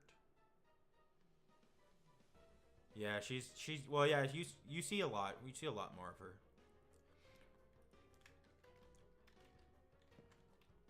We see a lot more of her later in the story. She knows a lot of things. It's interesting. She is really good at knowing things. She's kind of like Info-chan from Yandere Simulator in a way. Not really. She doesn't share a lot of that. But like, you know how Info-chan knows like almost anything on every other student? Nessa knows a lot about the student body, right? She doesn't know a lot about their personal lives, right? But anything that's been revealed at school, or anything that is like known that like they've done at the school, Nessa seems to know about it, right? She's really good at knowing people at the school. And one of the things she's really good at doing is getting people to talk about each other, right? So much so that she's so good at talking, like convincing people to talk about another person and knowing how they really feel about someone, that the reason Harlow knows that Lucinda doesn't like her, right? And isn't just doing it as a joke, right? And doesn't mean to be mean, is because Nessa has straight up gotten Lucinda to talk about Harlow and revealed how she truly feels about Harlow without Lucinda realizing it, and then she revealed it to Harlow.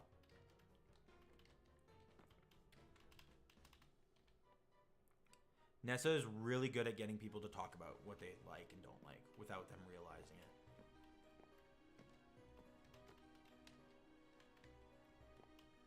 She's great. I love her. Levi uses her a lot to find out what he wants to know at the school.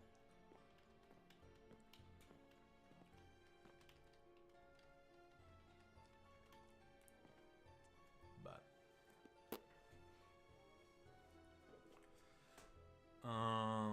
we have Ray Sylvia, which is Rin's new character. He might alter. I'm guessing she's altering this character because I haven't marked that she's Rin's sister, but I can't have that. Getting that changed. Mr. Whitlock is Heather's dad. He's a caring dad who obviously favors his daughter, right? He does not like Levi, actively fucking hates him, is convinced Levi's a bad influence on his daughter, right? He doesn't like talking about his wife. He has a tendency to go off topic, and he refuses to accept that his daughter does anything wrong, right? His daughter can do no wrong. It's always someone else's fault. Because his daughter's an innocent angel.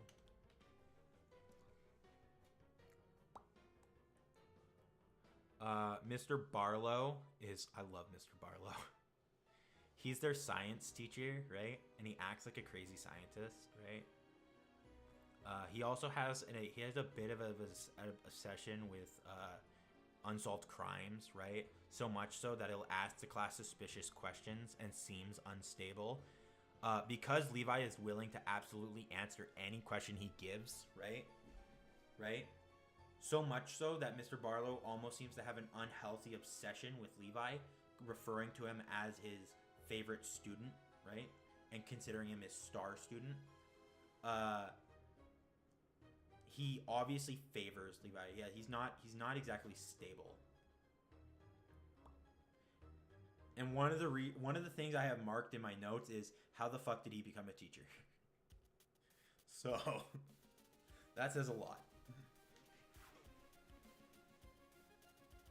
He somehow did it, yeah. Somehow convinced the school board he was not crazy. He is a yikes. I just did it, yeah. Why not?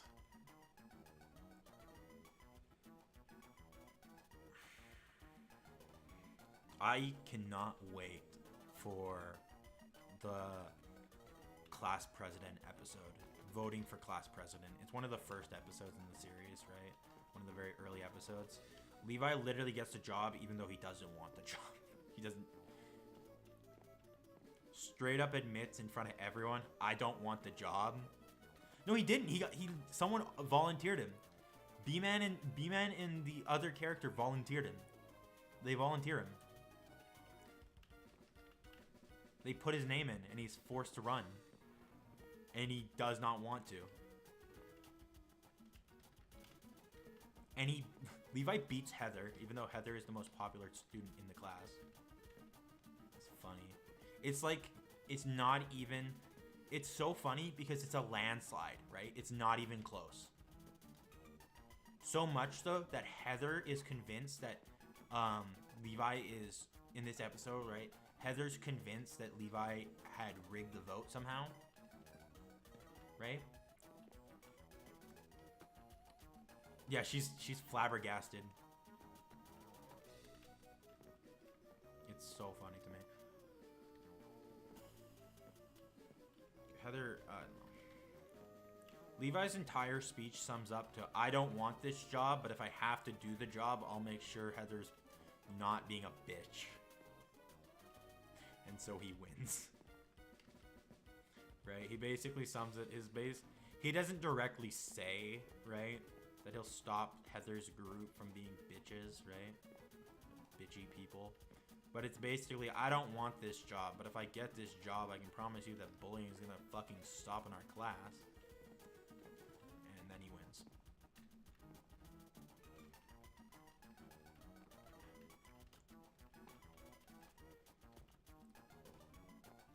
He unintentionally won.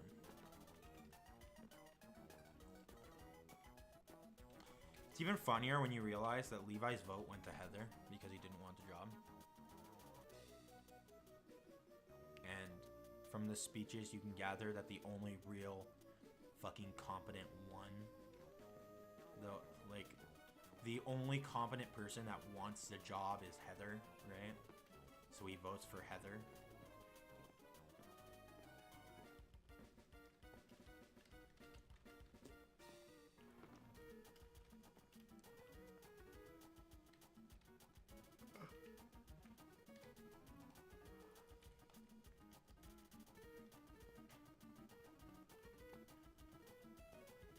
Oh no, it was not by chance. No. He convinced the good portion of the class by accident, unintentionally. It was not by chance. Oh, I got told, right, that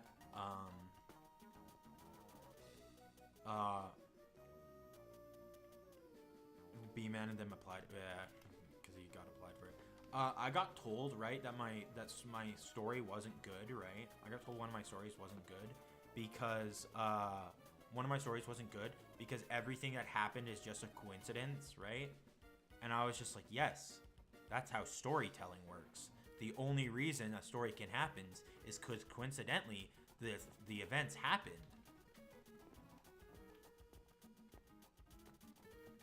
Right?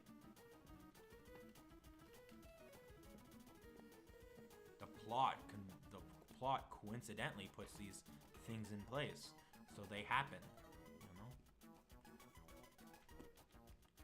The plot demands it. So what happens?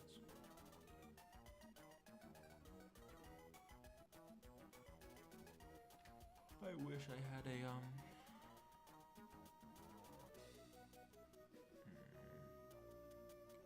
I wish I could make my banner look like bricks. This is sad. Anyways.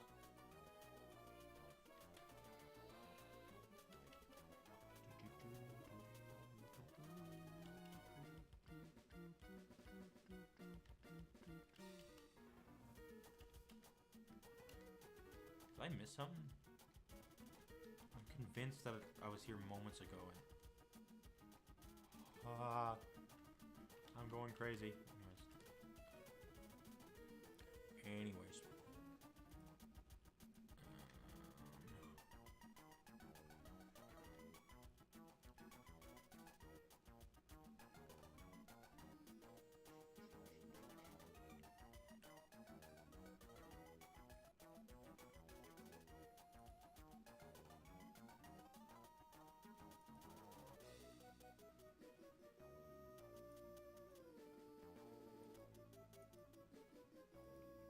I have a lot of series that I'm excited to do. I really can't wait to do a lot of them. They're interesting. You know? And I'm always adding more. I'm always thinking of more. You know? I'm also constantly adding to lore and plot lines. Like, I've added more plot lines to, I've added more plot lines to Tales from Freddy's, right? Like a certain character that you know about, because I told you about him, wasn't originally a part of the Season 2 plot at all. But I thought I added more lore. I was adding more lore about shadows and world building my system to make it make sense.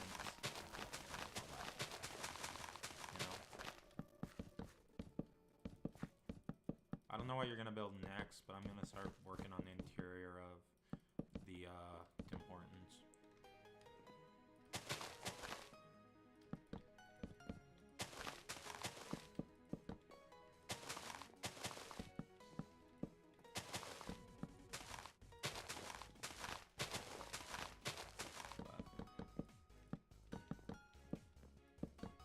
Yeah.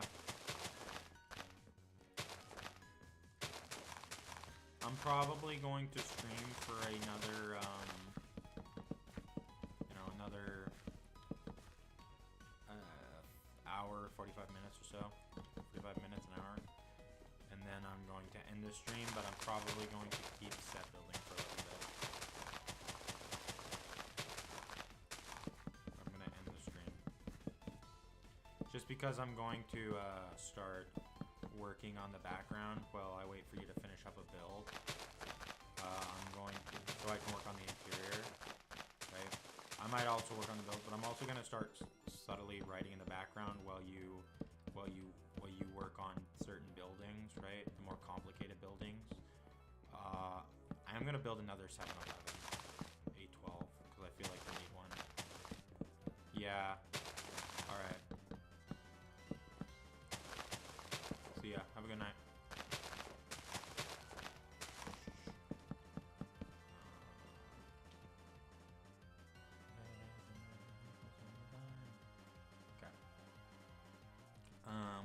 up this Tim Hortons. And then we're gonna head to bed. Or then we're gonna end the stream.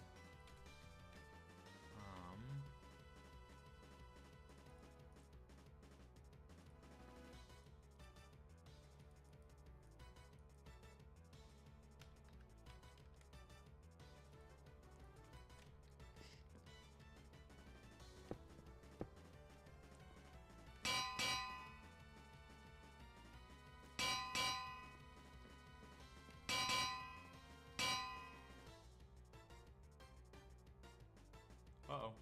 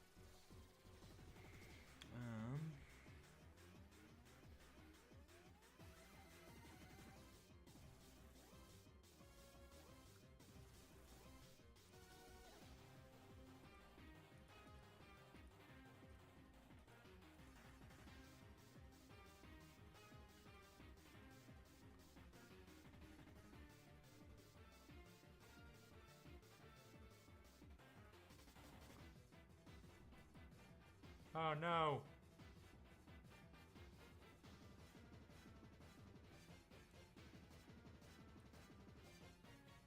There we go.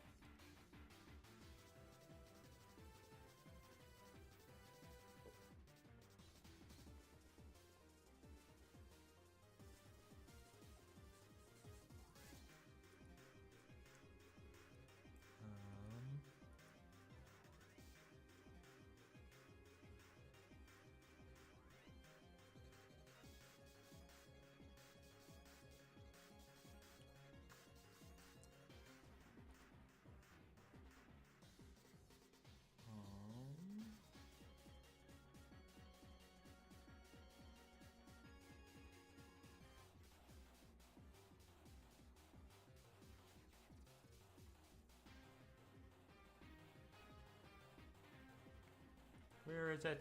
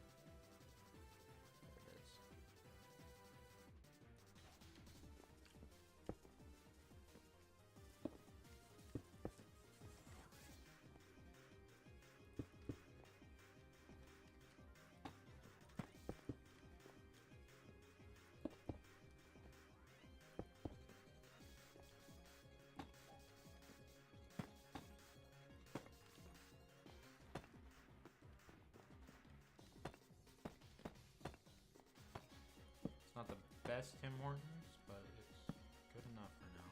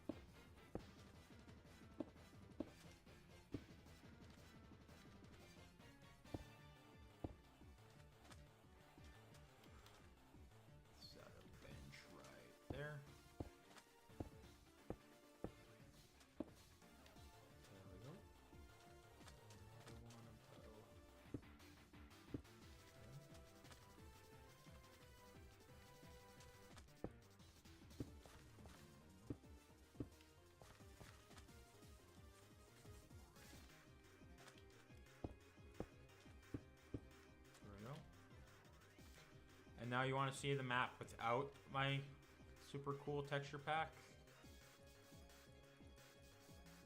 Let's take a look at the map without it. Let's take a look without my texture pack.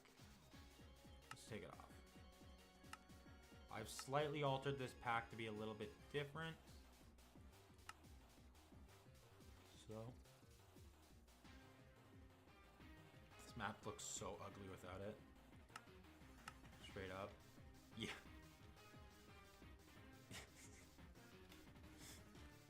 It looks so dumb. Look at this.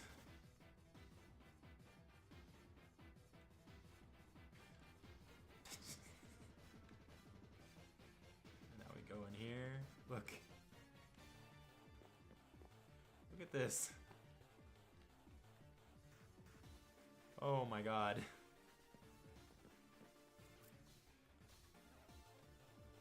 Piston. Anvil.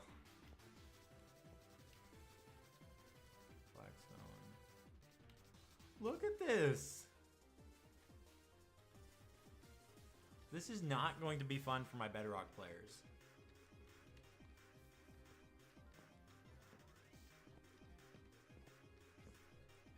I'm gonna have to work really hard to make this presentable to Bedrock players, my Bedrock cast.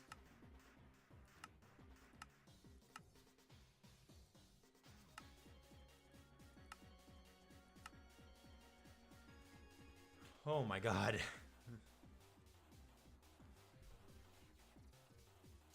Jesus.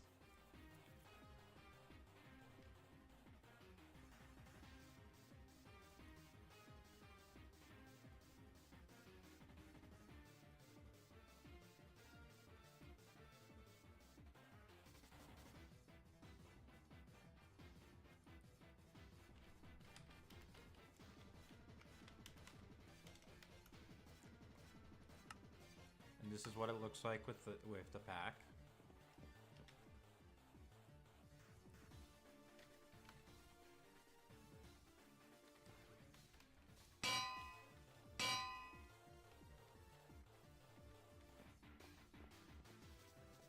Take a walk. It looks so good until you take the texture pack off. Then it looks stupid. Then it looks stupid, you know. It looks great.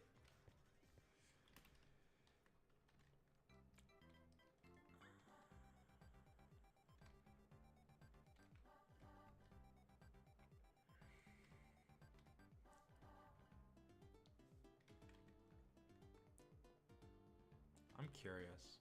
I'm gonna do something.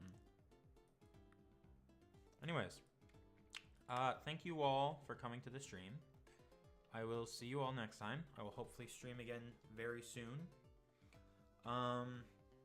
Yeah. See you all soon. See you all tomorrow for the next episode of D&D. So, if you enjoyed D&D, see you tomorrow when we do that for the next episode.